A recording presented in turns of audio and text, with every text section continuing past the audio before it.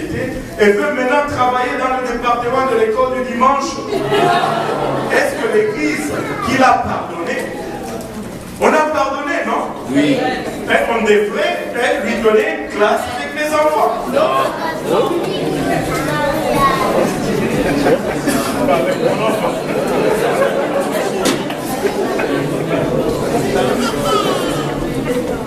Qu'en est-il de l'assassin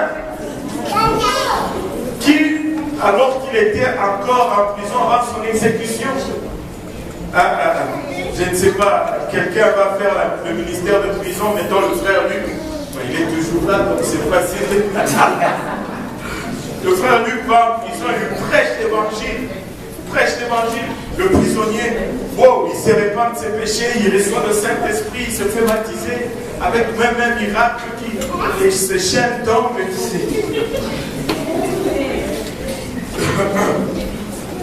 Maintenant, si la famille de la victime a vraiment pardonné pour son crime, ne devrait-elle pas présenter une pétition devant les tribunaux pour demander que l'exécution ne se fasse pas?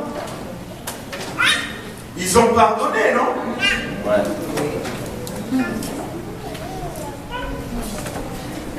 En plus, le type est sauvé.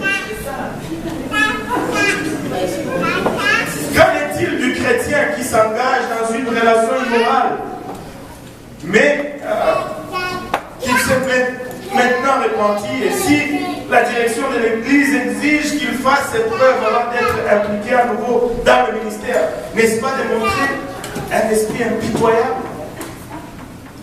Il n'y a pas de pardon. Il s'est repenti.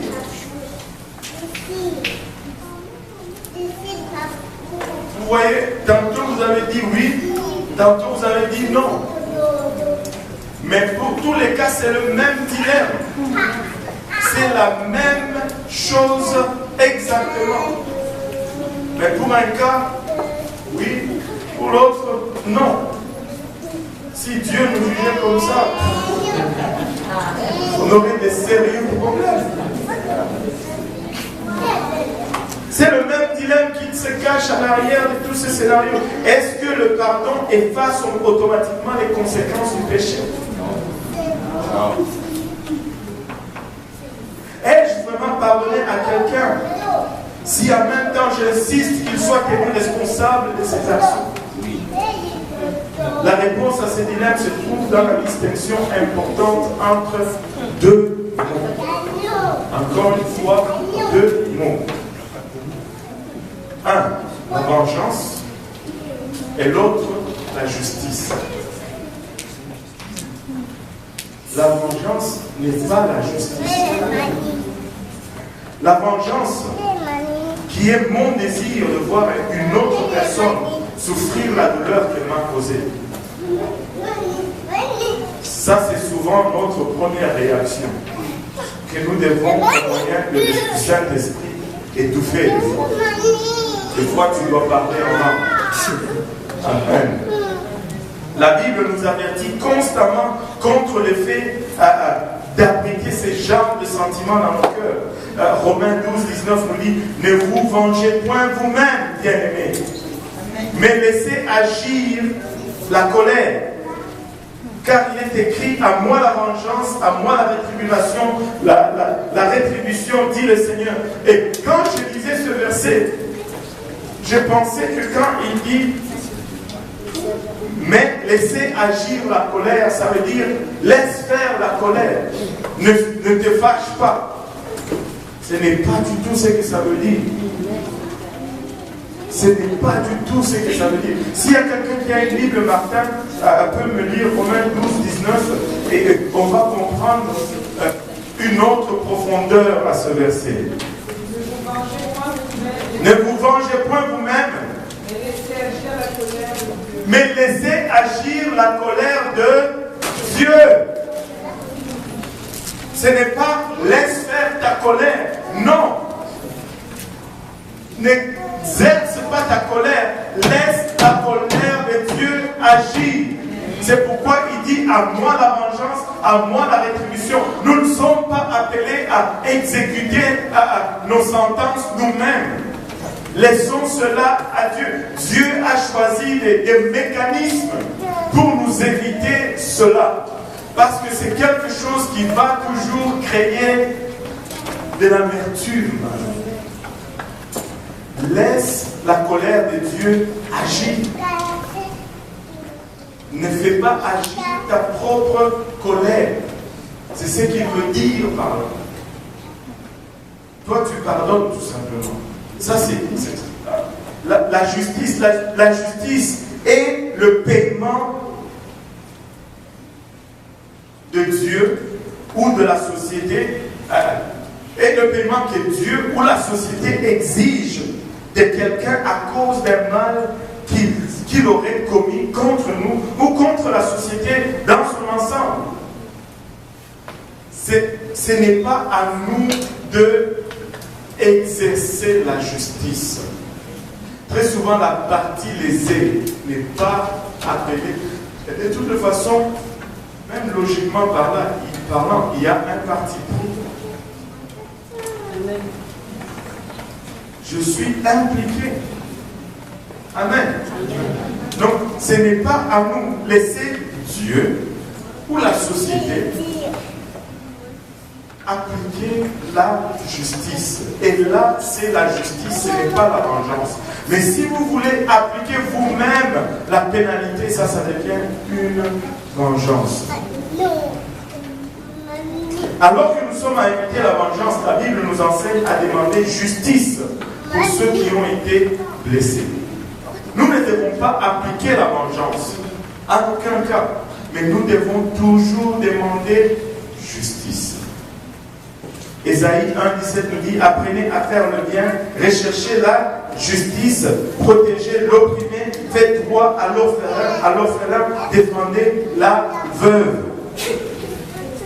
Toujours les autres, pas nous-mêmes. D'autres personnes vont s'occuper de notre justice. Amen. La vengeance et la justice, si nous le mettons dans deux colonnes, la vengeance est notre désir personnel de faire payer à notre offenseur, alors que la justice est le remboursement qu'une autre personne exige de notre offenseur. C'est pourquoi partout la police va te dire: tu n'as pas le droit de te faire justice toi-même, parce que les lois de ce pays sont des lois basées sur les principes judéo-chrétiens. La vengeance, c'est forcer nous-mêmes plutôt le règlement de la dette, alors que la justice, c'est permettre à quelqu'un d'autre de régler les comptes pour nous. La vengeance conduit à l'amertume, alors que la justice conduit à la guérison. Dieu dit que je dois abandonner mon désir de vengeance, mais je ne pourrai jamais abandonner la responsabilité de la société d'obtenir justice. Et ça, des fois, tu sais, nous sommes toujours bons avocats de nous-mêmes et très mauvais juges de nous-mêmes. Quand c'est nous qui avons offensé, nous avons crié tout haut, réclamé le pardon, sans toutefois compter nous-mêmes ce que nous devons faire pour qu'il y ait justice. Mais quand nous sommes offensés, nous allons vouloir faire justice nous-mêmes, ce qui devient au fait une vengeance.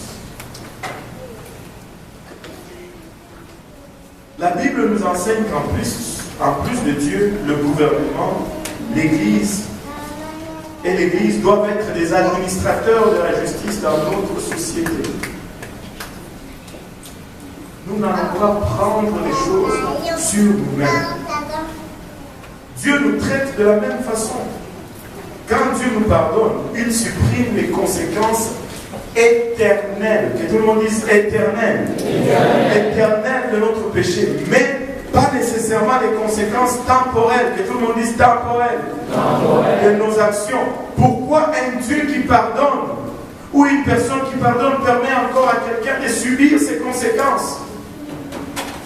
Pourquoi cela? Pourquoi est-ce que nous devons vivre nos conséquences? Il y a quelques raisons. Voyons, premièrement, les conséquences font la promotion de l'ordre dans la société. Quel serait notre monde s'il n'y avait pas de loi, pas de sanctions, pas d'étiquette, pas de feu rouge? Ça serait un chaos. C'est par crainte des conséquences que nous allons nous tenir dans le droit chemin. Genèse 9:6 nous dit, si quelqu'un verse le sang de l'homme, par l'homme son sang sera versé. Car Dieu a fait l'homme à son image. Les conséquences ne vont pas être effacées. Deuxièmement, les conséquences ont un effet dissuasif pour les autres. La peur des conséquences est peut-être l'incitation la plus puissante à l'obéissance. Vous savez, des fois, pourquoi on a beaucoup de problèmes dans nos maisons avec les enfants? Parce que de temps en temps, ils ne reçoivent pas une bonne taloche. Et faites-en l'expérience. Il y en a un qui joue, tu les ramasses bien comme il faut, tu vas voir que les autres vont se tenir automatiquement en règle tranquille. Parce qu'ils savent que si je continue, c'est ça qui va m'arriver. Les conséquences. 1 Timothée 5:20 nous dit, ceux qui pêchent, reprends-les devant tous. 1 Timothée 5:20 nous dit, ceux qui pêchent, reprends-les devant tous, afin que les autres aussi éprouvent de la crainte. Les conséquences nous poussent à l'obéissance. Les conséquences nous empêchent de désobéir davantage. Dieu utilise régulièrement les conséquences du péché pour nous ramener dans une juste relation avec lui et même des fois pour nous y maintenir. Certains d'entre nous, si on enlevait ces conséquences, wow! Oh mon Dieu! Qui connaît Chuck Swindoll ici? Seulement le frère Alain? Et sœur. Chuck Swindoll, c'est un grand prédicateur, il a écrit beaucoup de livres. Et avant que je ne vienne à Dieu, je l'écoutais beaucoup sur 760 AM. Et je l'ai beaucoup écouté, Chuck Swindoll. Il a dit une fois ceci. Il dit, si je pêche, et dans le processus de mon péché, je me casse mon bras, après avoir obtenu le pardon du péché, je dois encore faire face à mon bras cassé. Le péché peut être pardonné, mais mon bras, lui, il reste cassé. Tu sais, quand tu tires, quand tu enfonces un clou dans une planche, tu dis, oups, je me suis trompé. Tu tires le clou, il reste toujours un trou. Les conséquences, nous allons les subir. Et des fois, les conséquences, c'est cela même qui nous garde en ligne avec Dieu. Si vous êtes aux prises avec une blessure infligée par quelqu'un d'autre, abandonnez d'abord vos plaisirs de vengeance et laissez-le à Dieu. Laissez que Dieu poursuive la justice. D'autre part, si vous désirez le pardon, ne vous découragez pas seulement sur les conséquences persistantes de votre péché, mais plutôt considérez-les comme un cadeau. C'est vraiment un don conçu par Dieu pour vous garder près de lui pour le reste de votre marche.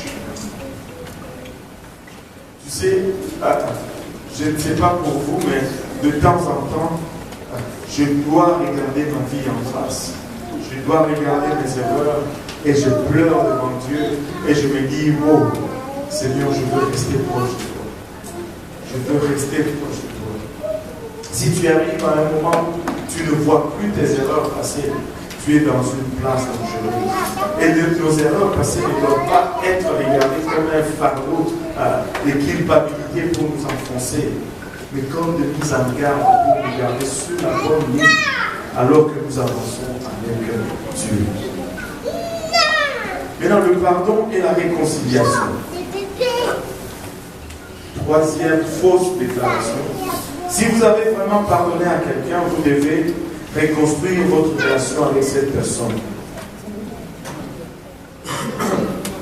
Maintenant, que faire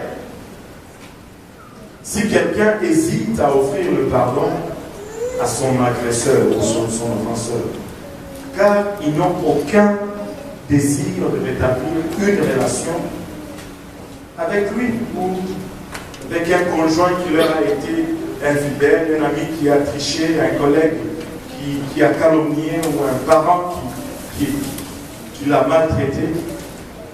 Nous sommes hésitants à donner le pardon parce que nous ne voulons pas, au fait, nous réconcilier. La Bible enseigne que la réconciliation est importante. C'est important la réconciliation. Mais, pour au moins deux raisons. Premièrement, l'unité entre les croyants qui témoignent au monde de la puissance de Dieu. Quand nous nous réconcilions, nous montrons au monde que oh, Dieu est puissant. Et deuxièmement, l'unité entre les croyants nous donne la force de résister aux attaques de Satan, qui, au fond, son premier but, c'est de nous diviser. Après nous avoir divisé, qu'est-ce qu'il va faire? Il va nous isoler.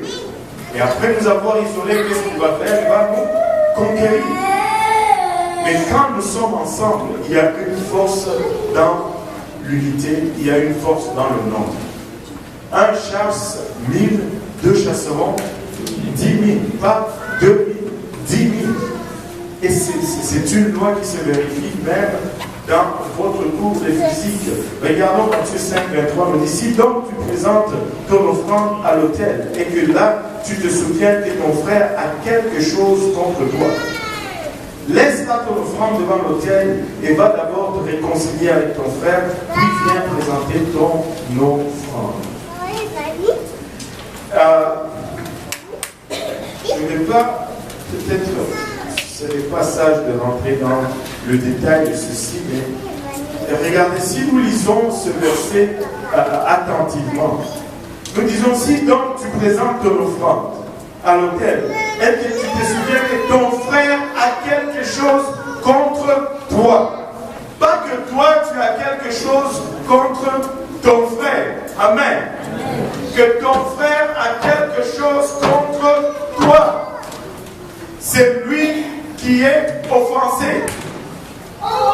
Non, plutôt c'est toi qui es offensé. C'est lui qui te doit. Il a quelque chose contre toi. C'est toi qui vas aller pour demander réconciliation. Et on va étudier ça prochainement. Regardez le psaume 133, tant aimé, cantique de décret de David. Voici, oh, qu'il est agréable et qu'il est doux pour le frère de demeurer ensemble. Et quand ça dit frère ici, ça dit aussi sœur. Amen. Les sœurs ne peuvent pas utiliser ce verset pour dire que nous, on va garder nos querelles parce qu'ici la Bible dit seulement frère. Vous savez, il faut tout clarifier de nos jours. La Bible enseigne que la réconciliation est importante, mais qu'elle a aussi une condition importante. Bien que je puisse unilatéralement pardonner, pour pardonner, ça prend seulement une personne. Mais je ne peux pas unilatéralement, mais réconcilier avec mon offenseur. Le pardon dépend de moi, mais la réconciliation dépend de nous. Le pardon dépend de moi, la réconciliation dépend de nous. Nous devons comprendre que bien que la réconciliation entre les chrétiens soit toujours préférable, tout le monde dit préférable, toujours préférable, elle n'est pas toujours possible. Tout le monde dit possible. Tu dis, mais comment ça? Regardez Romains 12, 18. Écoutez, je ne suis pas en train de vous donner une excuse pour ne pas vous réconcilier avec quelqu'un. Si vous portez le fardeau de la réconciliation, vous allez en rendre compte à Dieu. Mais ce que je suis en train de dire, que des fois, tu ne portes pas le fardeau de la réconciliation. Romains 12, verset 18 nous dit, s'il est possible, c'est la Bible, il dit, s'il est possible. Ah bon? Oui. C'est la parole de Dieu? Oui. Parce que des fois, ce n'est pas possible. Avez-vous déjà eu un voisin avec qui, peu importe ce que vous faites, ça ne marche tout simplement?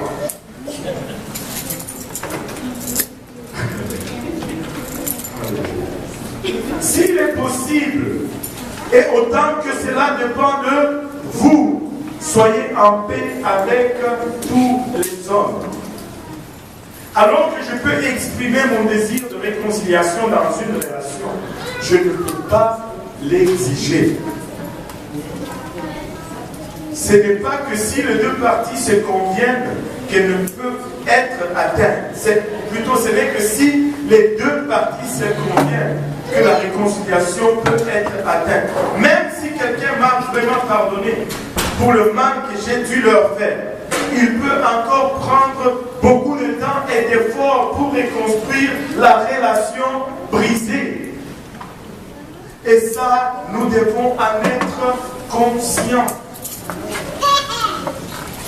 Dans certains cas, la réconciliation peut ne jamais se produire. Même si le vrai pardon a eu lieu. On a pardonné, oui on a pardonné, mais parce qu'une partie ne veut pas se réconcilier, une partie ne veut pas être d'accord, alors la réconciliation ne prend pas place. Amos 3, verset 3 nous dit, deux hommes marchent-ils ensemble sans en être convenus? Tu ne peux pas te réconcilier si les deux ne conviennent pas à la réconciliation. Et des fois, ça prend du temps avant la réconciliation. La réconciliation implique trois choses, trois ingrédients. Premièrement, la repentance. Si je fais une faute, il faut que je me repente d'abord de mes péchés, en admettant que je suis responsable pour le tort qui a été fait à une autre personne. Et la repentance, ce n'est pas juste verbal. Il faut que j'assimile cela dans ma pensée, dans mon être.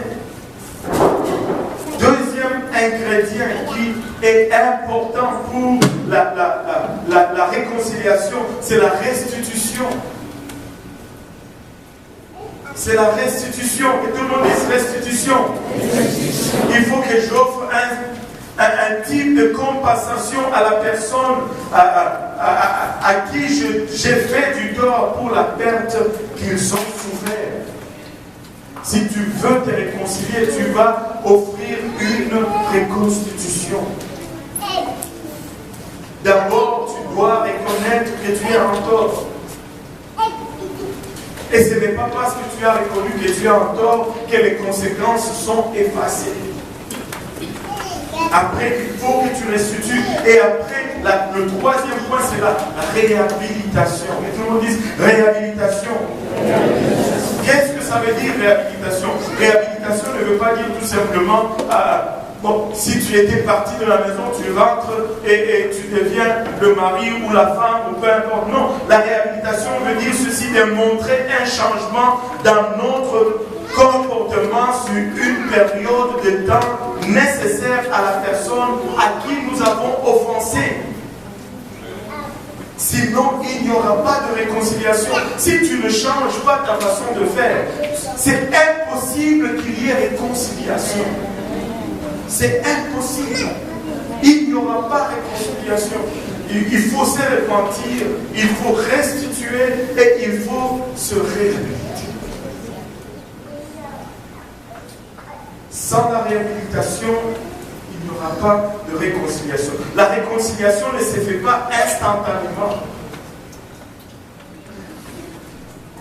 Et il y a une raison pour cela, on va voir cette raison. La réconciliation ne se fait pas instantanément. C'est pourquoi celui qui a offensé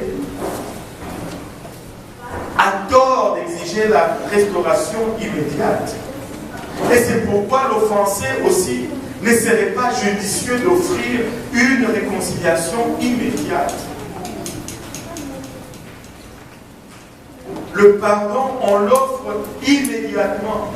Mais si on offre la réconciliation immédiatement, on ne va pas aider la situation. Une bonne cicatrisation dans une relation prend du temps. Un mariage qui est brisé par des moments de plaisir adultère peut prendre des années. Et des efforts, des fois pénibles, pour les reconstruire. Tu ne peux pas faire la réconciliation comme ça. Si nous mettons les deux sur un tableau, le pardon, ça prend une personne pour pardonner, mais la réconciliation, ça en prend deux pour être réunis. Le pardon prend place dans la personne blessée. C'est la personne lésée qui doit produire le pardon. Mais la réconciliation, la réunion prend place dans une relation entre deux personnes. Maintenant, nous pouvons pardonner à une personne qui n'a jamais dit qu'elle était désolée. Mais nous ne pouvons pas être vraiment réconciliés ou réunis, sauf si cette personne est sincèrement désolée. Nous pouvons pardonner même si nous n'avons pas confiance que la personne qui nous a fait du tort va nous blesser encore. Mais nous ne pouvons pas nous réconcilier.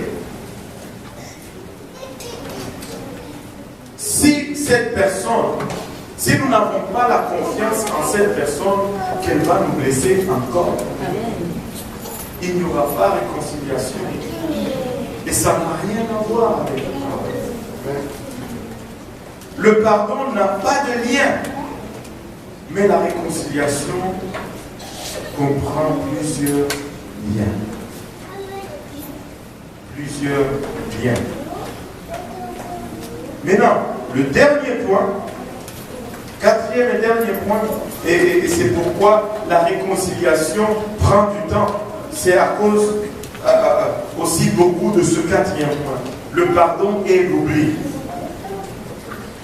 À qui a déjà entendu dire ou se faire dire, oh, si tu as pardonné, tu devrais oublier? Tout le monde. Qui a même dit ça à quelqu'un? Si tu as pardonné, tu dois oublier. Ah, mais soyez honnête. Si quelqu'un l'a entendu, c'est que quelqu'un l'a dit.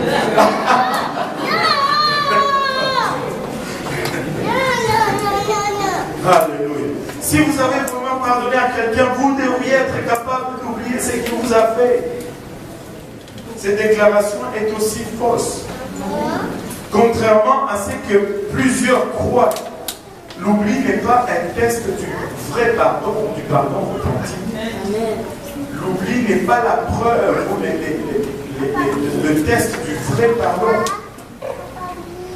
Et la chose, c'est que si on tente ou on essaie de forcer à oublier une blessure, cela risque de résulter tout simplement dans l'amertume ou la culpabilité. Parce que nous continuons à nous rappeler en dépit de nous-mêmes. Qui a réalisé que on n'oublie pas vraiment?